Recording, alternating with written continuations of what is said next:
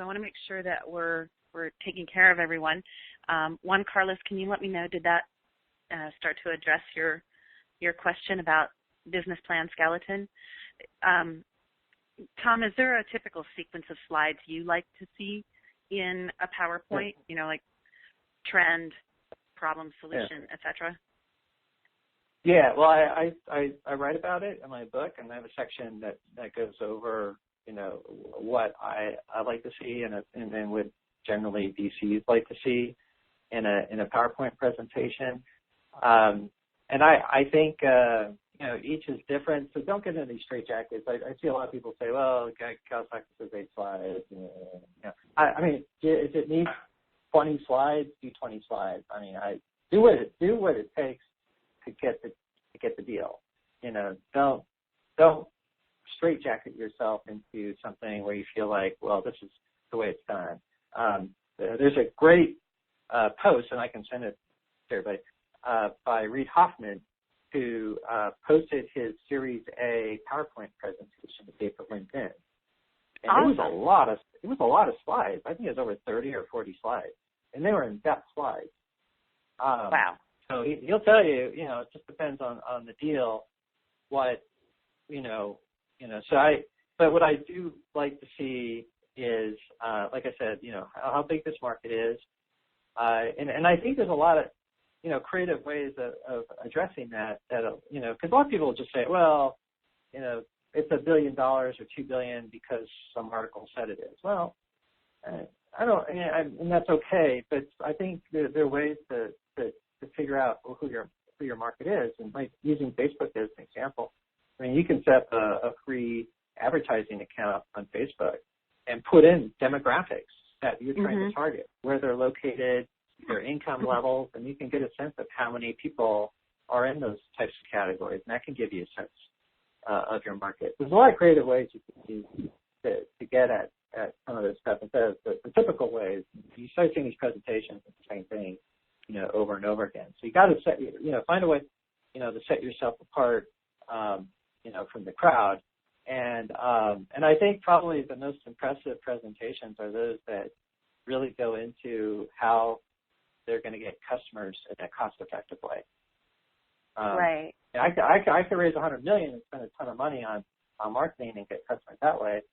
But like going against LinkedIn, the magic behind LinkedIn was their user acquisition was so low. Right. You had these network effects, it was kind of viral, and that was a huge, turned out to be a huge competitive advantage for them. So I just think, think about your story, think about trying to get your investors excited about it, trying to prove what you're trying to say, and I don't care how many slides it takes. Do whatever you want to accomplish your goal, and and if it takes 12 or 20 slides, that's fine. Yeah, we've got a couple more questions. I know we're pretty much at 11:30, so do you have about another 15 minutes or so if people have more questions? Okay, sure. Awesome. Thank you. And you know what? Sure. Since we're on the topic of the book as well, I want to make sure to mention the generosity of you and the publisher. So let me just do a little public service announcement here. If you are interested in actually reading Tom's book cover to cover like I am, you all saw the picture in the mailing of my journal, my pen, and Tom's book on top of it. That's because it's one that I'm actively reading because I'm always interested in learning more, especially from people who are advanced in it or who have done a lot of the research. I feel like let's go learn from them. So Tom has very graciously given me 5 copies to give out to people that are on this call.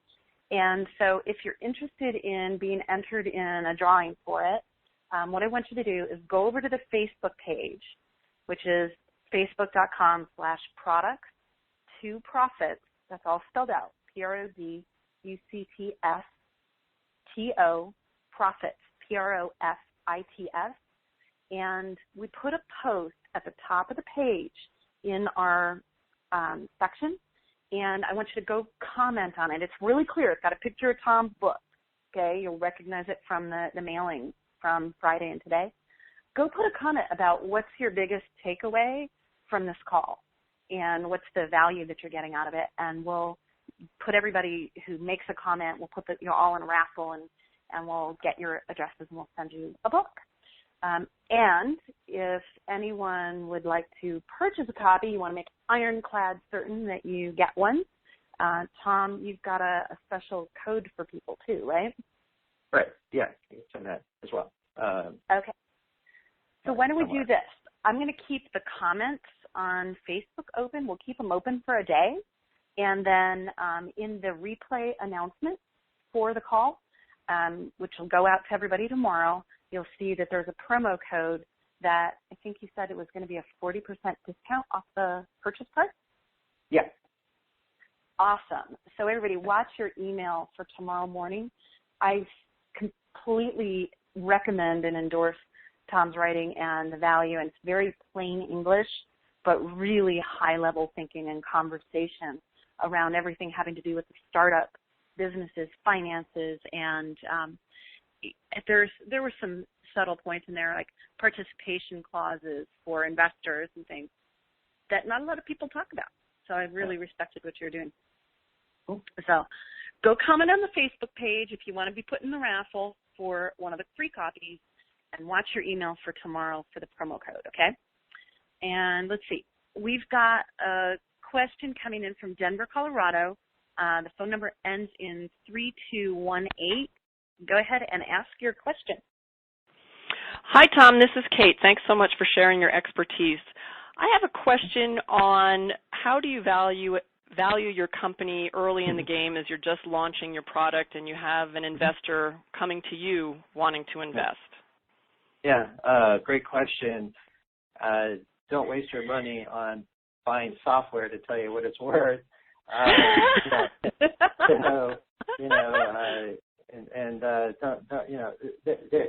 There's different ways of measuring a company that exists, on their earnings or, comparable sales, those kinds of things. But we're talking before that. And so it's all a matter of negotiation. So to get a good valuation on your company means competition. So if you only have one investor at the table, you're kind of in trouble. But if you have 20 investors just dying to get in your company, you can try that valuation. So it's more of scarcity than anything else. But the more excitement you create and then you can kind of get multiple investors excited into your deal, that is the price. So in the early stage, I look at it more as in terms of hopefully you can, maybe, as a minority percentage, and in fact, a lot of VCs like a Sequoia prefer that. They want to make sure there's enough equity to go around. So if you have an investor that really wants to take an early stage, take a majority of the company, I'd not be comfortable with that because it doesn't give you as much motivation going forward. So I think a sophisticated investor will say, I'll take 10% or 20 for $100,000 or $1 million or something like that. So I try to focus more on that. But again, you get more valuation points. Now, the valuation can be also impacted by the type of stock that they get as well. So if they get preferred stock, it may sound like, you see these headlines, TechCrunch and so forth, multi-billion-dollar valuations. Well, there are cases where it seems like, oh, this person's a billionaire, and then when it sells below the valuation, they wind up with nothing. So you could actually have a huge outsized valuation on the deal. On the exit, if it's below the amount invested, you potentially could have zero. So it depends on that. It's not just, the price per share, but it's also the terms of the equity that has a huge, in fact, could have a bigger impact on what happens to you, because that's the most important thing, right? Not, right. So I think that's so I think it's just, that's the thing. It's just try to get as many people interested in your company as possible, get them excited, and that creates, the valuation expansion. Very good. But Thank you so much, Tom. There's really there's no formula to this. So. Gotcha. Yeah. Supply and demand. That's right. Thanks again, Tom. Yeah. Thank you. Okay, so Kate, I'm going to mute your line, and we've got a couple more questions coming in. There's one from our webcast. Is the investor mainly interested in getting his money back soon with interest, or is the investor more interested in getting involved in your company as part of the owner? Okay, so there are different types of investors. Sometimes what you may have are, something was known as a convertible note or some type of bridge loan, which are structured in a way to give you some money until you get a bigger financing. And that investor may want some interest and they want their money back. So that's fine. That's the type of investor. The problem is that there may not be a follow-on investment, and that investor may wind up being a long-term investor anyway. Which could cause some dissension. And if that's the case anyway, this business may be going nowhere. So that person could lose their whole investment in that case, or it may take years and years to get the investment back. I would say, if it's a short-term investment, it's usually a small amount of money, maybe 50 to 100 grand, and that goes into a larger financing, say $1 million or $2 million. That's the way I've seen these types of things play out. Got it. That's a great distinction. Really good distinction about the different kinds of investors too. That's why, it's really important to look at the kind of investor you're bringing in for one, and sort of are they in it just for the money, or are they caring about your business as well, or what kind of communication can you even have with them? Yeah. Well, and you go into Silicon Valley, and there's years and years that have evolved with angel investors that understand the game, and they understand probably they're not going to get their money back, and if they do, it's going to take a long time. If you go outside that bubble, it gets tougher to find those longer-term investors. They hear about the Facebooks or Twitters going crazy and GoPros going crazy, and they think I can make a quick hit, and that's just not the way it usually. Sometimes it happens, but usually just takes a long time. And so you got to set your expectations with your investors and be upfront with them and tell them, this is going to take a while. The opportunity is great, it's huge, but and remind them that a lot of these these great companies did take a while for them to become big. Mm-hmm. Yeah, and you know what? We've got some comments coming in on Facebook, and Melissa Ortega is saying, great info. Thank you, Tom. I'll be working on a new PowerPoint. Can't wait to read the book. And Karen, who you spoke with a little bit ago, she's like, I like the fact that I don't need a huge detailed business plan to present to VCs. Yeah. It's more about the PowerPoint and the executive summary. So, you got to get them interested, and they'll ask for more as they need it in due diligence too. So exactly. And I think it's important to just, because what might happen is you set goals, right? And you show that you hit goals and you exceed them. And then you'll also say, here's our game plan for the next year. An investor may not invest today, but 6 months from now they may invest because during that 6 months you hit some more goals. So, set these goals up, hit these goals, and then that shows momentum, and that gets investors excited too. Real quick, on the PowerPoint too, I have the PowerPoint for Airbnb, their deal. It's only 10 or 9 slides, and I have some analysis. I can also forward that as well as a point of reference for that would be awesome. Yeah. Thank you so much. It's really generous, Sure. Everybody. You know what? These are really high quality presentations that got funded, that are viable businesses out there in the world that you've heard of and have used. I was literally on Airbnb's site last night looking at places on Kauai. I'm like, oh, yeah. So really, really generous. Thanks. And we'll make sure to get them out to everybody. It just occurred to me that we have some people that are listening to this or on this call that might not be on Facebook. They don't use it. We actually do have some people that, so if that's the case, just email, reply to one of the announcements with a comment, and we'll make sure that we put you in the drawing even if you're not on Facebook. I want to make sure that we include everybody. So let's see, we've got another question from a caller.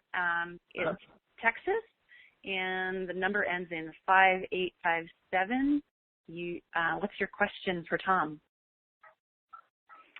Hi, this is Lil, and I am calling because, like a lot of entrepreneurs, I'm on the kind of creative side, and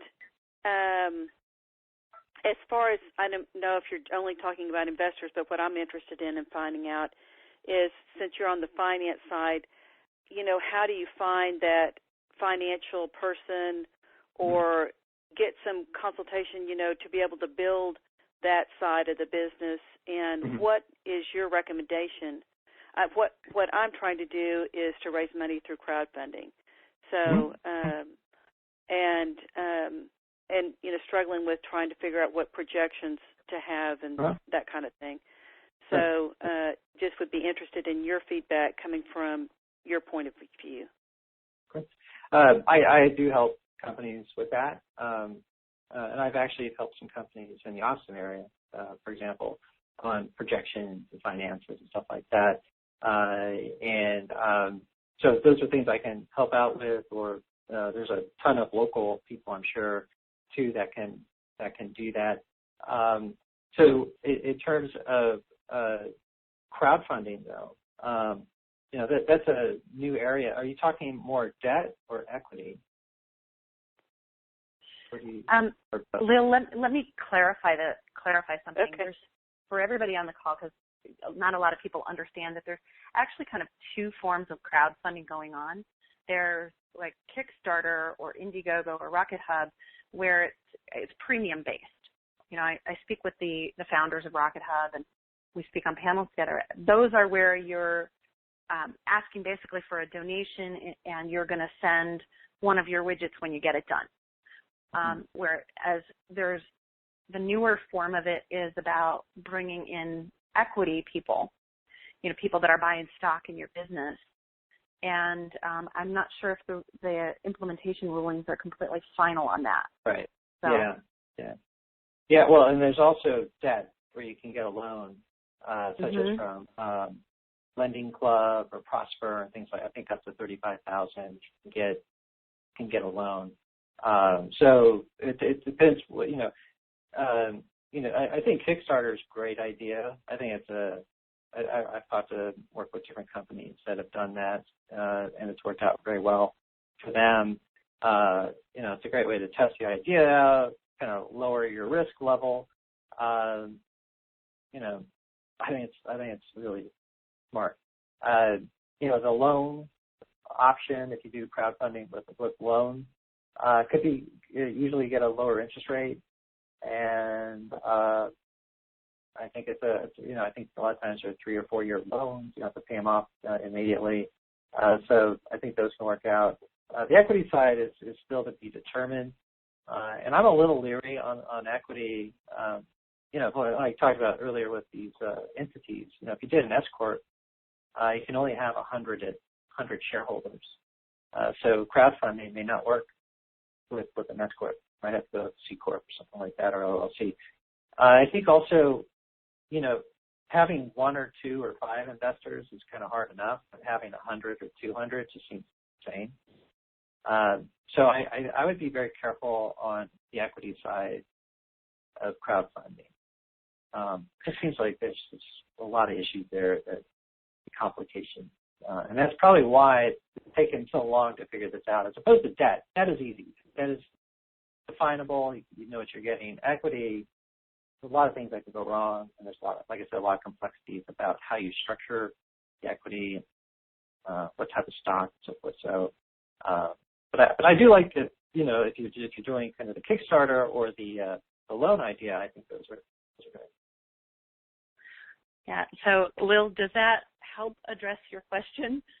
What I was really asking was getting somebody as part of, since I'm a startup, how do you go about finding somebody to work in your business that is like you, that's on the financial end, I mean, how would you recommend, I guess that's something that you do, or? Yeah, I've done that with companies. I don't know if you need someone, so there are different ways of doing it. I've seen, there's companies like B2B CFO that have outsourced CFOs or outsourced financial advisors who maybe come to your company once a week. It depends on business. Sometimes you really need that. You may have a lot of payroll to be done or things that you really need someone there, but you don't need someone there full time. So there's that. There's others where you're just looking for projections, some advice or how to put together, the books so everything looks okay. There are a lot of people that can do that, and they don't even necessarily have to be local. But someone in terms of finding that person, it's just, I think, like any advisor, try to get referrals, trusted people. If you have an attorney, a lot of times they're a good source of those types of people. There's no shortage of people that can help with that part of. When it comes to like sales ramp up projections on retail products, I actually review those for clients, and we do that through consulting, but we don't write the rest of the financials. And a contract CFO can be a good way to go. Depending on what it is you need done, is really what it comes down to. Like, what are you thinking you need? Is a good place to start with finding the person, because there's different skill sets. If you want someone to help you do financials for investors, that's not necessarily an ongoing function in your company.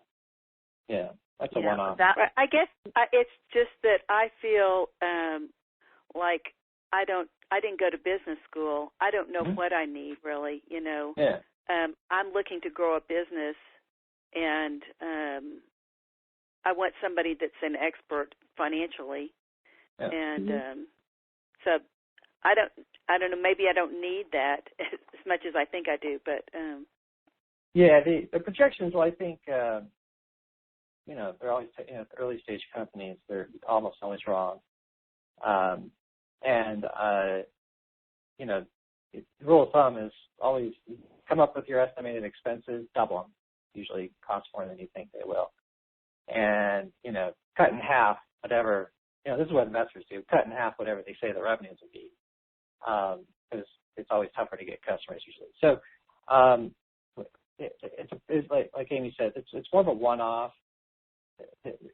Putting together projections it should not take long. It should not be something you get an outsourced CFO. That's what I was saying. An outsourced CFO is someone that you got a lot going on, you got some, employees, you got a lot of contracts, you need things to be done in a regular fashion.